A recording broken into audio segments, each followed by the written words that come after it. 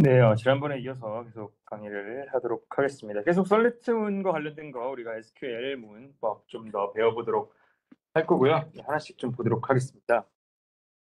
자, 우리가 지난번에 이제 셀렉트문 많이 배웠는데 이 다음에 보는 거는 셀렉트문을 통해서 출력을 해야 하는데 출력할 때 그게 우리가 오더 순서대로 어떤 순서대로 출력할지와 관련된 내용입니다.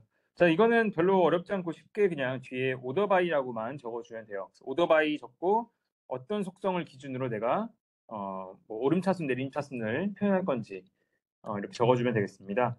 오름차순이면 어센딩 오더라고 해서 ASC를 쓰면 될 것 같고요. 디센딩 오더는 내림차순은 DSC를 쓰면 될 것 같고, 그 다음에 재밌는 게 널값 같은 경우에는 기본적으로 우리가 굉장히 큰 값이라고 생각합니다. 그래서 오름차순에서는 마지막에 출력되고 내림차순은 먼저 나온다고 알려져 있습니다.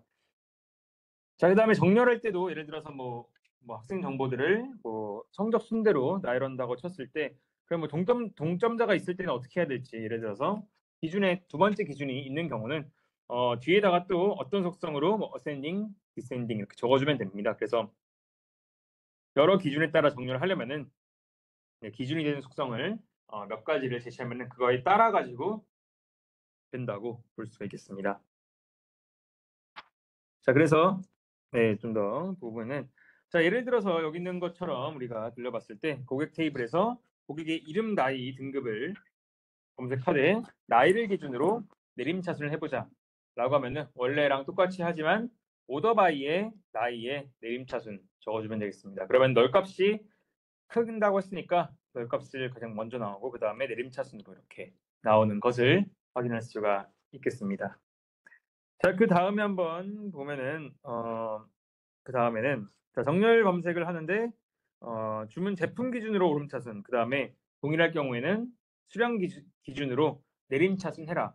자, 이런 형태로 예를 들어서 나타낸다라고 하면은 두 가지를 다 적어줘야 된다는 거죠. 그래서 주문 제품 기준으로는 어센딩이고 수량을 기준으로는 디센딩. 그래서 내림차순으로 이렇게 만들어주면 되겠습니다. 그래서 두 개 이상도 이렇게 쓸 수 있다고만 알아주시면 될 것 같습니다. 자, 그 다음에 볼 거는 집계 함수를 이용한 검색인데요. 이거는 뭐냐면은 예를 들어서 뭐 지금 저희 학생들이 뭐 중간고사를 봤는데 우리가 근데 뭐 중간고사 평균값을 알고 싶다거나 아니면은 뭐 그런 것들 어떤 최대값, 최소값 이런 것들을 좀 알 때 쓰는 방법입니다. 기본적으로 집계 함수 뭐 평균 같은 거를 계산할 때 가장 기본적인 것은 널인 속성은 제외하고 당연히 계산을 해야겠죠. 그 다음에 이 집계 함수는 웨어에 쓰지 않고 보통 셀렉트문 오른쪽에다가 출력할 때 우리가 모든 것들을 출력하는 것이 아니라 뭐 평균을 출력하라, 합을 출력하라. 자, 이런 형태로 명령을 해가지고 뽑는다는 것이 특징이라고 볼 수가 있겠습니다. 자, 뒤에 예시를 보는 게 그래서 카운트, 민, 뭐 썸, 에버리지 이 정도만 좀 알아주시면 될 것 같고요. 자, 이런 거죠. 예를 들어서 오른쪽과 같은 제품 테이블이 있는데 저희는 이 테이블에서 우리가 단가들의 평균을 한번 출력을 해보자고 하는 거예요. 그럼 원래는 그냥 from 제품에 select 단가 하면은 단가 이 부분이 쭉 나오겠죠. 근데 저는 이렇게 뽑고 싶은 게 아니라 이거에 대한 평균값 딱 하나만 출력을 하고 싶은 자, 그런 경우에는 우리가 이렇게 에버리지 단가라고 쓰면은 이렇게 출력이 되는 것을 확인을 할 수가 있을 것 같습니다. 원하는 부분을 이런 형태로 적어주면 될 것 같고요. 그래서 이거에 대한 평균이 2764라서 결과값이 바로 2764가 나오는 것을 체크를 할 수가 있겠습니다.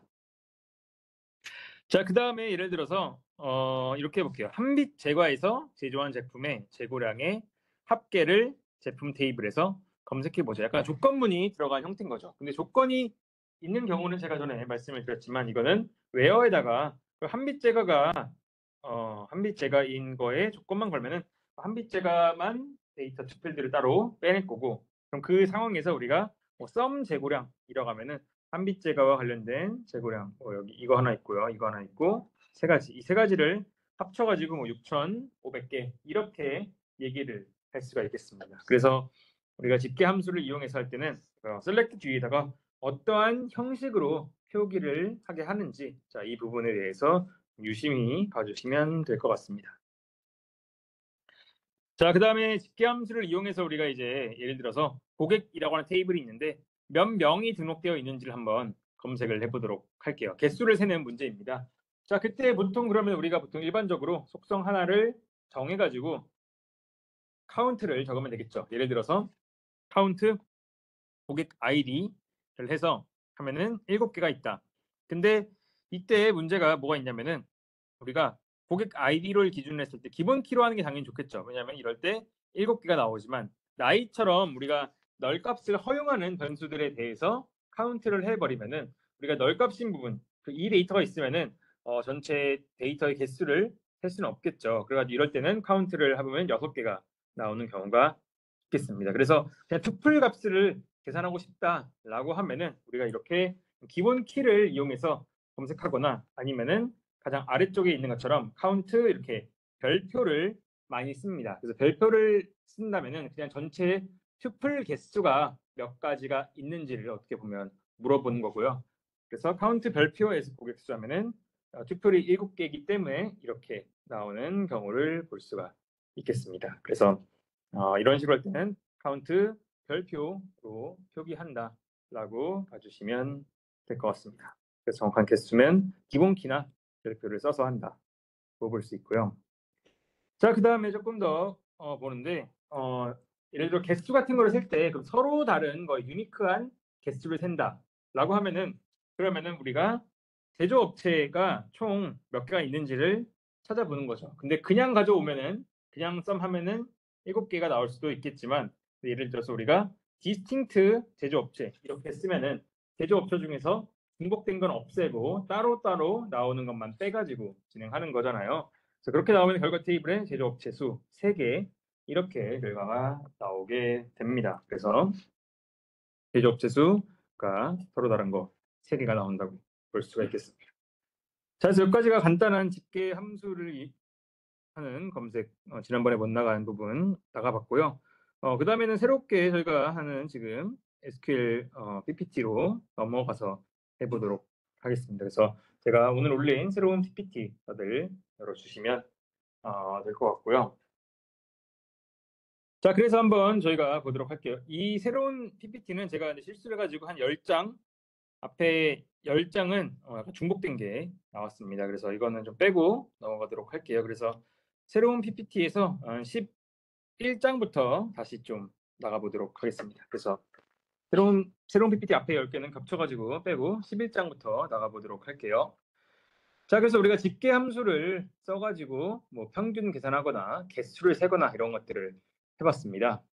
자, 그 다음에 저희가 해보고 싶은 거는 자, 집계 함수를 쓸 때 물론 전체 데이터에서 다 볼 수도 있겠지만 보통은 이런 형태로 많이 하고 싶겠죠. 예를 들어서 저희 학생들의 뭐 중간고사 점수가 있다면은 2학년들의 중간고사 점수, 뭐 3학년 학년별로 나타내고 싶거나 이렇게 보통 집계 함수를 쓸 때는 일반적으로 전체 데이터를 특정 그룹으로 나눠 가지고 보는 경우가 많습니다. 자, 그래서 그럴 때 쓰는 유용한 명령어를 한 가지 알려드리도록 할 건데요.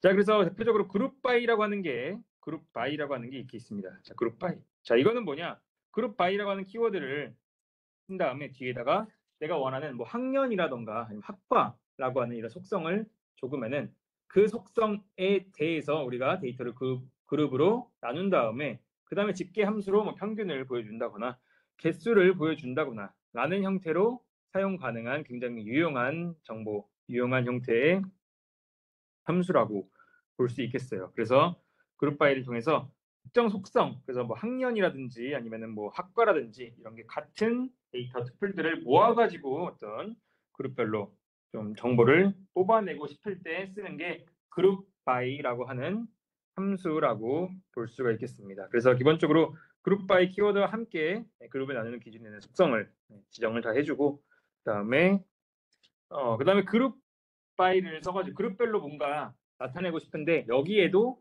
조건을 걸어가지고 뭐 할 수도 있겠죠. 자, 그럴 때는 우리가 where문을 쓰지 않고 그룹의 관점에서는 having이라고 하는 키워드를 써서 having 뒤에다가 적어주면은 어떤 그룹들을 표현할지를 여기다가 표현을 해줄 수가 있겠습니다. 그래서 having 키워드를 쓰면은 그룹에 대한 조건을 또 추가적으로 넣어줄 수 있다. 이렇게 볼 수 있겠고요.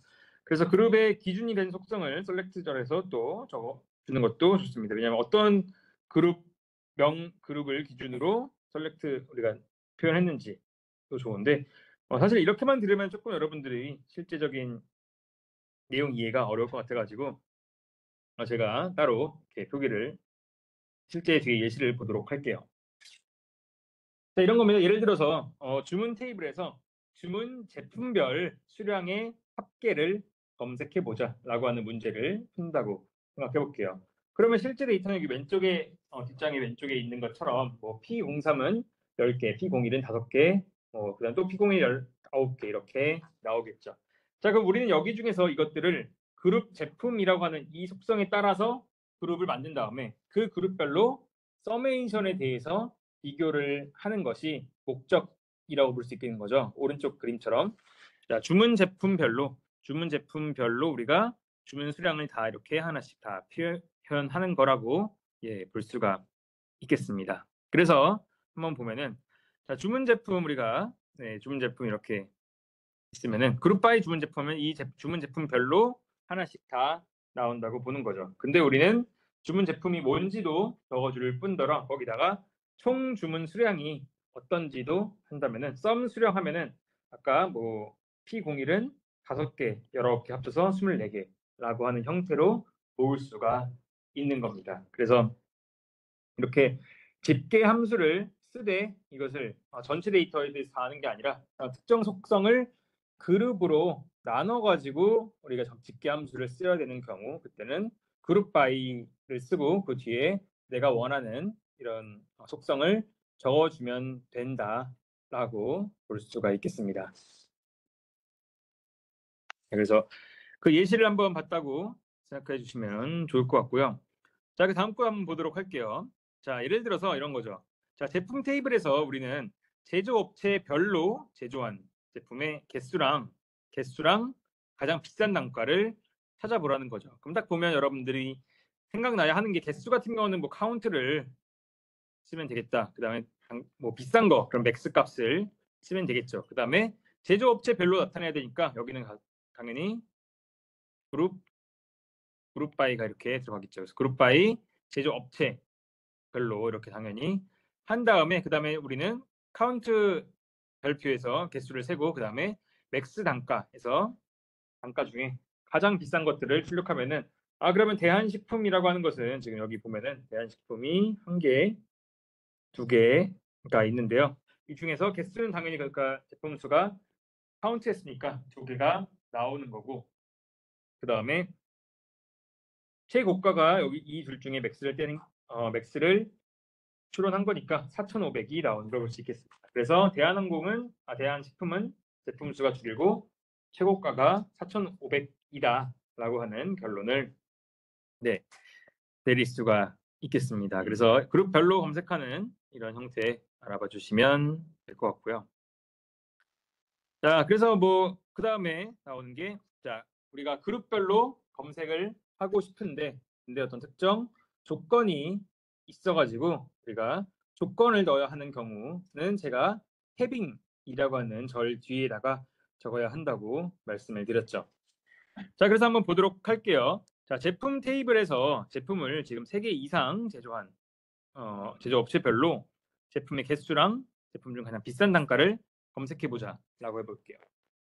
자, 그러면 아까는 거의 동일하죠. 제품 개수는 뭐 카운트 별 하면 될 거고 제품 중에 가장 비싼 값은 맥스 단가를 하면 되겠죠. 근데 문제가 우리는 모든 제조업체에 대해서 보는 게 아니라 우리는 특정 제품을 3개 이상 기록한 제조업체에 대해서 표현을 해야 되는 거잖아요. 자, 그러면 우리가 어떻게 써야 되냐? 해빙을 써가지고 해빙을 쓴 다음에 해빙에서 제품이 3개 이상, 튜플이 3개 이상이 돼야 되기 때문에 카운트 별표해서 3 이상인 거에 대해서 조건을 걸어주면은 다른 애들은 다 빠지게 되고 한빛 제값만 제품 수가 3개가 이상이었기 때문에 이거에 대해서만 결과물들이 제대로 출력이 되는 것을 체크를 할 수가 있겠습니다. 그래서 이런 형태로 쓰는 것은 집계함수를 이용한 조건은 웨어절이 아니라 해빙절에서 작성을 해서 표기해야 한다라고 봐주시면 되겠습니다. 그래서 웨어절에 쓰지 말고 해빙절에다가 추가해라라고 볼 수 있고요. 자, 그 다음에 또 비슷하게 보도록 할게요. 이거는 제가 잠깐 시간 드릴 테니까 그룹별 검색 거의 마지막 거라서 이것도 한번 잠깐 여러분들이 한번 생각해 보시면 좋을 것 같아요. 그래서 한 3분 드릴 테니까 혹시 뭐 답이 있긴 하지만 없다고 생각하고 한번 이거 문제 어떻게 쓰면 좋을지 각자 생각하는 시간 한 3분 정도만 하고 제가 알려드리도록 하겠습니다. 그것도 한번 문제 각자 풀어보는 시간 잠깐 가져보도록 할게요.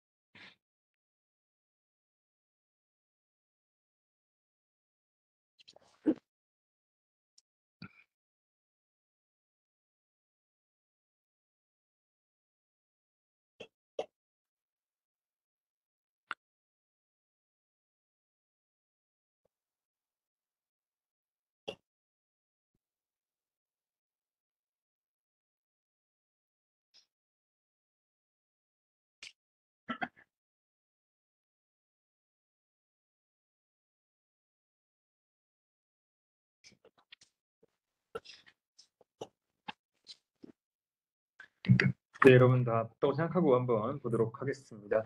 자, 이걸 보면은 아까랑 비슷한 건 거죠. 자, 고객 테이블에서 적립금 평균이 1,000원 이상인 등급에 대해서 등급별 고객수랑 적립금 평균을 검색해보자. 그래서 뭔가 등급별로 나타내라라는 걸 보자마자 여러분들이 이거는 그룹 바이를 쓰는 거다라고 생각을 해주시면 될 것 같고, 그룹 바이를 쓰되 모든 그룹이 아니라 적립금이 1,000원 이상인 거잖아요. 그래서 이거에 대한 조건은 그룹에 대한 조건이니까 해빙 뒤에다가 들어간다고 볼 수 있겠습니다. 그래서 해빙 에버리 적립금이 1,000원 이상인 거에 대해서 이 등급에 대해서 우리는 고객 수니까 카운트 별표에서 투표 개수를 세주고 그다음에 평균을 검색해서 에버리지 적립금을 하면은 골드 VIP 두 가지가 뽑히고 고객 수랑 또 이와 관련된 평균 적립금을 표현을 할 수가 있겠습니다.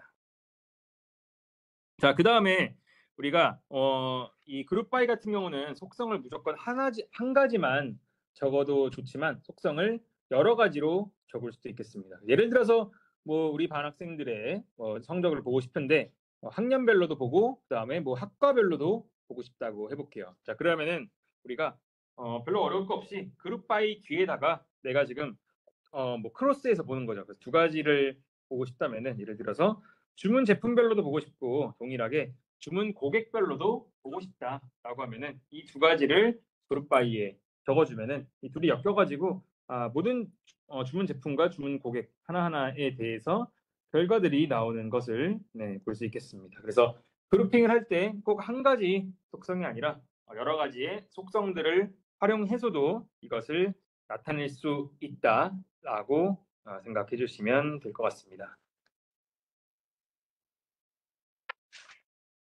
자, 그 다음에 한번 보도록 할게요. 자, 그 다음 셀렉티브는 조금 이제 어려워지는데 조인을 활용한 검색이라고 볼 수 있겠어요. 자, 조인은 지난번에 관계 됐을 때도 배웠지만 여러 가지 테이블을 서로 엮어가지고 큰 테이블을 만든 다음에 뭔가를 하는 거라고 알아주시면 되겠습니다. 그래서 조인할 때 중요한 거는 뭐겠어요? 그러면은 당연히 조인 속성이 있어야겠죠. 그래서 어떤 속성과 어떤 속성을 연결해서 조인을 하고 조인한 다음에 어떤 검색을 하면 되겠죠. 그 다음에 지난번에 관계 대수 때도 배웠지만 조인을 할 때 속성의 이름은 당연히 다를 수도 있죠. 이름은 다를 수도 있지만 기본적인 도메인은 같아야 한다는 가정이 들어가 있고요.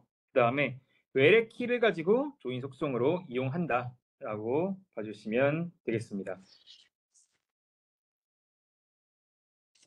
자, 그래서 조인 속성 어떤 것끼리 연결하는지를 적어주는데 이걸 where절 뒤에다가 보통 적어줍니다. 그래서 조인을 하면 당연히 우리가 한 가지만 가지고 있는 것이 아니라 두 가지의 서로 다른 어떤 테이블을 가지고 합칠 거 아니에요. 그래서 이 from 바로 뒤에다가 내가 지금 필요한 모든 테이블을 나열을 합니다. 그래서 어떤 것들을 가져올지를 먼저 from 뒤에다가 적어준 다음에 그 다음에 where를 쓴 다음에 그 뒤에 어떤 속성들끼리 같아야 하는지를 조건을 제시합니다. 그래서 이 지난번에 관계 테스트도 오른쪽 아래에 뭐뭐점 뭐뭐랑 뭐뭐점 뭐뭐가 같다 이렇게 언급을 하라고 했잖아요. 자, 그것과 비슷하게 여기도 조인 속성에서 어떤 것들끼리 같게 만들어야 하는지를 조건을 제시해야 한다라고 볼 수가 있겠습니다.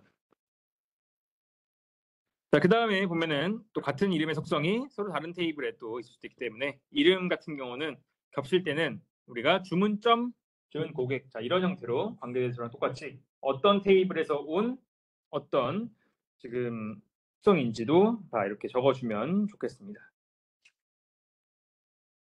자, 그래서 이렇게 외래키를 뭐 주문 테이블과 뒤에 있는 것처럼 제품 테이블을 합치고 싶다. 그러면은 뭐 여기서 주문점 주문 제품과 제품점 뭐 제품 번호 간에 서로 합쳐가지고 이렇게 조인을 해서 큰 거를 만든 다음에 뭔가를 이제 하면 된다고 생각해 주시면 되겠습니다. 이것도 이렇게 말로만 듣는 것보다 뒤에 실제 예시를 보여드릴 텐데요. 자, 한번 이렇게 해볼게요. 자, 문제를 한번 천천히 봅시다. 자, 계속 우리가 쓰고 있는 판매 데이터베이스를 가져온 다음에 거기에서 바나나라고 하는 고객이 주문한 제품의 이름을 검색해 본다고 해볼게요. 자, 그러면 우리가 알아야 되는 게 한번 생각을 해봅시다. 자, 제품의 이름을 알아야 돼요. 그럼 제품의 이름은 지금 어디에 있냐면은 제품명 여기 있죠. 그러면은 제품 테이블에 있는 요소라고 볼 수가 있는 거예요. 자, 근데 우리가 지금 보면은 바나나라고 한 사람이 주문한 거죠. 그럼 바나나라고 한 사람이 뭐를 주문했는지에 대한 정보를 찾아보니까 그 부분은 여기 주문 고객 바나나라고 한 사람이 어떤 주문을 했는지 어떤 주문 제품을 했는지가 주문 테이블에 있죠. 자, 그래서 이거는 조금만 생각해 보면은 제품 테이블과 주문 테이블 한 가지만 이용해서는 구할 수 없는 요소들이 다 지금 혼재되어 있다라고 볼 수가 있는 거예요. 자, 그러면 어떻게 해야 되냐? 그러면은 우리가 기본적으로 이렇게 먼저 병합을 해서 조인을 시켜줘야겠죠. 자, 조인 시켜주는 방법은 먼저 from 뒤에다가 두 가지를 내가 조인할 테이블을 다 가져온 다음에 어떤 것끼리 조인할지를 적어줘야겠죠. 그래서 제품점 제품 번호랑 주문점 주문 제품이 이렇게 같다고 이렇게 표기를 해준다면은 우리가 바로 이렇게 합쳐지는 것을 알 수가 있겠습니다. 자, 이렇게 하나를 만들어 놓은 다음에 그 다음에 하면 되는 거죠. 그 다음에 바나나 고객이 주문한 이 조건은 외어절 왼쪽에다가 주문에 있는 주문 고객이 바나나여야 한다고 할 수 있고요. 그 다음에 제가 알고 싶은 거는 제품의 이름이니까 이 속성은 제품이라고 하는 테이블의 제품명에 있으니까 셀렉트의 제품점 제품명 이렇게 적어주면은 결과 테이블이 이렇게 나오는 것을 볼 수가 있겠습니다. 자, 그래서 여러 테이블에 대해서 조인 검색하면은 이렇게 나오는 것을 볼 수가 있고요. 자, 그 다음 거 한번 보도록 할게요. 자, 비슷하게 하는 건데 여기도 데이터베이스에서 나이가 30세 이상인 고객이 주문한 주문 제품과 주문 일자를 찾는다 해볼게요. 자, 이러면은 기본적으로 우리는 나이에 대한 정보가 있어야 되죠. 나이에 대한 정보를 보니까 고객 테이블에 나이가 있고요. 그 다음에 이 사람이 뭐를 주문했는지, 주문을 뭐 했는지, 제품과 일자, 주문을 한 것과 제품과 일자를 보니까 이것도 다른 테이블에 있죠. 그래서 이 두 개를 연결을 시켜줘야 되는데 딱 보니까 뭔가 지금 연결을 할 만한 요소들이 지금 이렇게 고객 아이디랑 주문 고객 이 두 부분이 지금 외래키 형태로 연결이 되어 있는 것을 확인할 수가 있겠죠. 그러면은 이거를 기준으로 나는 지금 조인을 해야겠다라는 생각을 자연스럽게 여러분들이 할 수가 있을 겁니다. 그래서 자, 고객 테이블과 지금 주문 테이블을 서로 합쳐야 되고요. 그래서 from 고객 주문 이렇게 가져온 다음에 그 다음에 웨어졸에다가 어떤 애들끼리 합칠지 이렇게 뒤에다가 적어주면은 될 것 같습니다. 자, 그 다음에 한번 보면은 이렇게 하면 일단 합쳐진 거고요. 자, 그 다음에는 나이가 30세 이상인 주문 제품과 주문 일자. 그래서 조건들을 이렇게 적어주면은 여러분들이 원하는 쿼리문을 쓸 수가 있겠습니다. 그래서 문제를 내가 지금 해결하려고 하는 태스크를 한다고 치면은 어떤 테이블들을 다 가져와서 써야 하는지를 먼저 만든 다음에 그래서 조인을 하고 그 다음에 실제 조건에 맞게 검색을 해주면은 여러분들이 셀렉트문을 쉽게 쓸 수가 있다고 볼 수가 있겠습니다. 자, 그 다음 것도 보도록 할게요. 자, 근데 우리가 가끔 테이블 번호가 지금은 뭐 간단하지만 훨씬 더 테이블에 대한 이름이 복잡한 그런 경우가 있습니다. 자, 그럴 때는 우리가 보통 어떻게 해야 되냐면 이렇게 고객 C, 주문 O 이렇게 한다면은 앞으로 나는 이 고객이라고 하는 테이블을 C라고 그냥 별명을 지어주는 거예요. 그러니까 as라고 해가지고 좀 줄이는 것처럼. 그래서 주문 C, 고객 C, 주문 O면은 C.나이라고 하면은 자동적으로 얘는 고객에 있는 나이라고 하는 속성이다라고 알 수가 있겠습니다. 자, 그 다음에 우리가 이 속성이 어디에서 왔는지를 알려주는 이유는 당연히 이름이 같은 속성이 있기 때문에라고 볼 수 있는데 자, 그렇게 하지 말고 그냥 이렇게 주문 제품, 주문 일자 이렇게 쓸 수도 있어요. 왜냐하면 지금 고객이라고 하는 테이블에 주문 제품이 없어요. 그럼 주문 제품과 주문 일자는 오직 여기 주문이라고 하는 테이블에만 존재한다고 볼 수가 있는 거예요. 자, 그러면은 어차피 헷갈리지 않는다면은 그냥 위에처럼 이렇게 그냥 기본만 적어주더라도 알아서 얘는 그냥 주문이라고 하는 테이블에 있는 거구나 이렇게 판단을 해가지고 뭔가를 할 수가 있을 것 같습니다. 그래서 이 부분 같은 경우는 꼭 여러분들이 속성이 같은 게 이름이 헷갈리지 않는다면은 그냥 할 수도 있다라고 생각해 주시면 될 것 같습니다. 그래서 별명도 지을 수가 있고요. 자, 그 다음에 이것도 조금 더 어려운 형태의 마지막에 볼 수 있는 문제인데요. 자, 여기 같은 경우도 한번 보도록 할게요. 자, 판매 데이터베이스에서 고명석 고객이 주문한 제품의 제품명을 검색해보자 이렇게 나와 있습니다. 자, 이것도 보면은 그러면은 사람 이름이 나왔으니까 이름에 대한 정보를 우리는 접근을 해야겠죠. 그래서 이걸 보면은 이름은 지금 고객 테이블에 있구나 라는 정보를 첫 번째로 알 수 있고요. 그 다음에 이 사람이 뭐를 주문했는지는 고객 테이블 보니까 없으니까 보면 주문 테이블에 보면은 이 사람이 뭐를 주문했는지 주문 제품 이런 게 나오는 거죠. 근데 여기는 주문 제품만 나오고 이 제품의 구체적인 이름 같은 경우는 아직도 안 보이죠. 그래서 조금 더 보면은 조금 더 봐서 자, 명은 지금 보면은 제품 테이블에 있죠. 그래서 이거는 세 가지의 서로 다른 테이블들을 조인해야 하는 경우라고 볼 수가 있겠습니다. 그래서 외래키를 그러면 이제 우리는 찾아서 얘네들을 합쳐줘야 한다고 볼 수가 있는데요. 자, 하나씩 보자면 외래키가 지금 첫 번째 어떻게 연결이 되냐면 자, 고객 아이디랑 지금 주문 고객 이 두 개가 지금 뭔가 외래키로 연결이 되어 있는 것을 볼 수 있죠. 그 다음에 제품 번호에 대해서 알아야 되니까 주문 제품과 제품 번호도 서로 이렇게 외래키로 연결이 되는 것을 체크를 할 수가 있겠습니다. 자, 그래서 우리는 첫 번째로 먼저 조인을 다 시켜보는 거죠. 그래서 from이라고 한 다음에 자, 나는 세 가지를 다 지금 가져온다고 보는 거고 그래서 고객과 주문은 고객점 고객 아이디랑 주문전 주문 고객으로 먼저 조인을 한번 하고요. 그 다음에 또 다른 조인은 제품에 있는 제품 번호랑 주문의 제품 주문 제품 이 두 가지를 가지고 또 한 번 조인을 시켜줍니다. 그러면은 이 세 가지 테이블이 다 섞여가지고 각각 고객이 어떤 걸 주문했고 제품의 이름까지도 한 번에 나타낼 수 있는 굉장히 큰 형태의 어떤 테이블이 만들어졌다고 볼 수가 있는 거죠. 자, 그러면 그 다음에는 우리가 이렇게 테이블을 합쳤으니까 합쳐진 테이블에서 원하는 형태로 검색만 하면 되는 거죠. 자, 그래서 한번 보자면은, 자, 우리가 지금 원하는 거는, 자, 고명석 고객이 주문한 거니까 고객에 있는 고객 이름이라고 하는 얘가 고명석이어야 한다고 볼 수가 있는 거고요. 자, 그 다음에 두 번째로 우리는 제품에 있는 제품명 정보를 가져오는 거죠. 그래서 고명석 고객이 구매한 것은 매운 쫄면과 뭐 쿵떡파이다. 자, 이런 것들을 체크를 할 수가 있겠습니다. 그래서 유심히 봐야 하는 거는 이렇게 우리가 고객, 주문, 제품 이런 것들을 다 합쳐가지고 해야 될 때가 있다. 이렇게 합칠 때는 이렇게 보라색으로 표기한 조인을 다 합친 다음에 그 다음에 원하는 것들을 검색해가지고 다음으로 넘어간다. 이렇게 생각을 해주시면 될 것 같습니다. 자, 그 다음에 부속 질의문 조금만 더 하고 오늘 조금 일찍 끝날 것 같은데요. 자, 그 다음에 나오는 게 부속 질의문을 활용한 또 검색입니다. 자, 이건 뭐냐면은 우리가 SQL 문을 가지고 검색을 하는데 중간에 SQL 문이 하나가 더, 셀렉트 문이 하나 더 들어간 경우라고 볼 수가 있어요.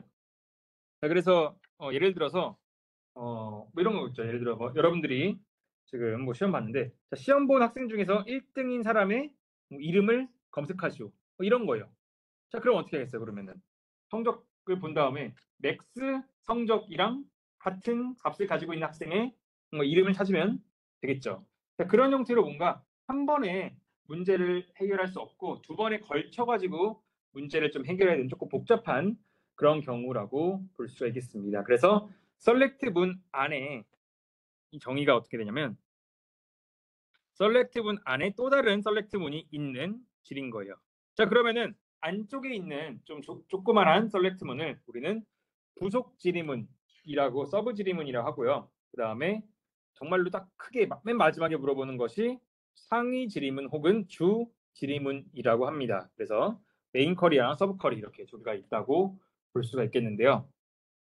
그래서 서브 질의문 같은 경우는 보통 괄호로 묶어서 작성하고요. 그다음에 뭐 오더 같은 건 의미가 없고 그다음에 보통 이 결과로 하나가 단일 행이 나오거나 다중 행이 나옵니다. 아마 뒤에 예제를 보면 조금 더 알게 될 것 같은데 단일 행과 다중 행의 결과가 뭔가 나온다면은 걔를 가지고 이제 또 다른 질문을 하는 거죠. 그래서 부속 질의문을 먼저 수행을 하고 그 다음에 결과를 이용해서 또 다른 상위 질의문을 수행하는 그런 경우에 필요하다고 볼 수가 있겠습니다. 그래서 부속 질의문과 상위 질의문을 나중에 연산해서 비교 연산자나 이런 것들을 활용해서 쓴다고 볼 수가 있겠는데요. 자, 이 부분은 이렇게 여기도 말만 들으면 어려우니까 바로 실제 예시를 한번 보여드리도록 할게요. 자, 이런 질문할 때 우리가 부속 질의문을 쓰는데요. 자, 예제를 보면은 자, 판매 데이터베이스에서 달콤 비스킷을 생산한 제조업체가 만든 제품들의 제품명과 단가를 검색해보자. 이렇게 나왔습니다. 자, 그러면 우리가 뭘 알아야 되냐면 궁금한 건 달콤 비스킷을 생산한 업체, 이 업체에 대한 정보를 갖고 싶은 거죠. 그러면은 먼저 알아야 되는 게 도대체 이 달콤 비스킷을 누가 만들었냐를 알아야 할 거 아니에요.